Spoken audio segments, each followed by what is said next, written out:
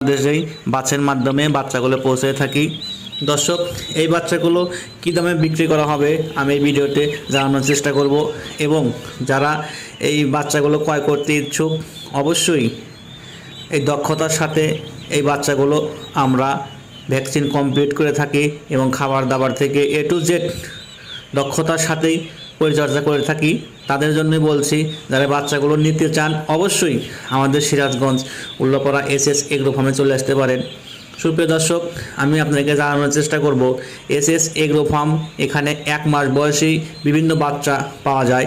এরই মধ্যেই আজকে টার্কি মুরগির বাচ্চা আমি আপনাদেরকে দেখানোর চেষ্টা করছি। বর্তমানে টার্কি মুরগির মাংসর দাম দিন দিন বৃদ্ধি পাচ্ছে এবং বৃদ্ধি হওয়ার কারণে বাচ্চার চাহিদাও বৃদ্ধি পেয়েছে। সুপ্রিয় দর্শক, আমি আপনাদেরকে দেখানোর চেষ্টা করছি আমাদের দক্ষ লোকের মাধ্যমে খামার পরিচালনা করা হয়। যদি কোনো